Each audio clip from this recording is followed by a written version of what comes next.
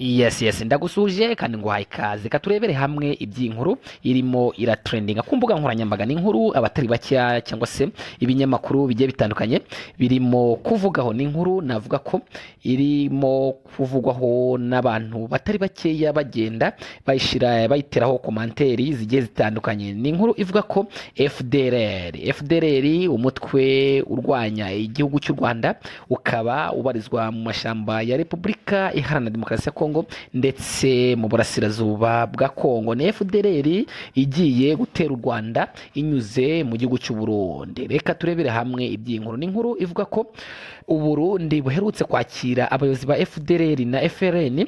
Leta y'u Burundi mu byumweru bishize yakiriye muri iki gihugu abayobozi b'imitwe yitwaje intwaro ya FDLR na FRN, imitwe yombi ifite umugambi wo guhungabanya umutekano w'u Rwanda. Ikinyamakuru Africa Intelligence cyanditse ko umuhuro w'abahagarariye iyi mitwe n'u Burundi wabereye hafi y'umupaka w'iki gihugu na Repubulika Iharanira Demokarasi ya Kongo, ni mu ntara ya Cibitoke. Nta byinshi iki gitangazamakuru kigeze gitangaza ku byavuzwe mu biganiro by'impande zombi.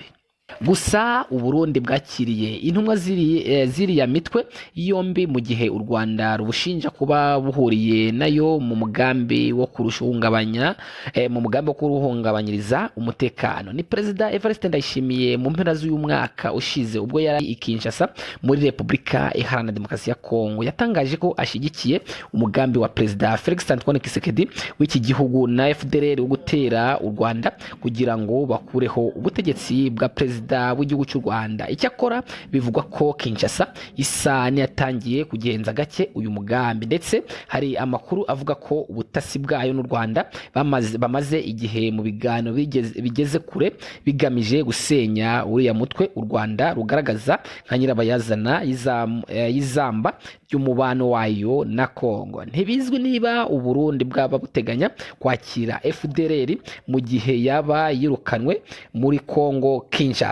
Amakuru avuga ko kuwa 30 Kanama, ubwo abakuriye ubutasi bw'u Rwanda, RDC na Angola bahuriraga mu karere ka Rubavu, u Rwanda rwemeye gufasha Kongo mu bijyanye n'ubutasi, hanyuma ibyo kugaba ibitero kuri uriya mutwe bigakorwa na Repubulika Iharanira Demokarasi ya Kongo. Icyo gihe ngo Kongo yatanze urutonde rw'abofisiye 23 ba FARDC bagomba kuyobora ibitero bizagabwa kuri FDLR. U Rwanda na DRC kandi ngo byemeranyijwe kujya bihanahana amakuru bigendeye kuri gahunda yari yateguwe na General Dolphe Kahimbi. General Delphin Kayimbi wahoze akuriye ubutazi bwa Kongo mbere yo gupfa. Gahunda yari yarateguwe na Kahimbi ngo niyo yafashije ingabo za Repubulika Iharanira Demokarasi ya Kongo kwivugana General Sylvestre Mudacumura wahoze akuriye igisirikare cya FDLR mbere yo kwicwa muri 2019. Bivugwa ko u Rwanda kuri ubu rukirajwe ishinga no kuba FDLR yasenwa, by'umwihariko kuyisenya bigahera kwivugana kuba ari ku ruhembe rw'ubuyobozi bwayo, uhereye kubo mu mutwe wayo w'abakomando kabuhariwe uzwi nka CRAB. Kugeza ubu ntibiramenyekana niba u Burundi bwaba bugiye gutegura gucumbikira abagize FDLR mu gihe baba birukanwe muri Kongo nka FRN. Icyakora ya Hakizimana Antoine Jeva isanzwe ifite ibirindiro mu Burundi, ndetse hagati ya 2018 na 2019 yagiye igaba ibitero mu ntara z'amajyepfo n'uburengerazuba iturutse mu ishyamba rya Kibira.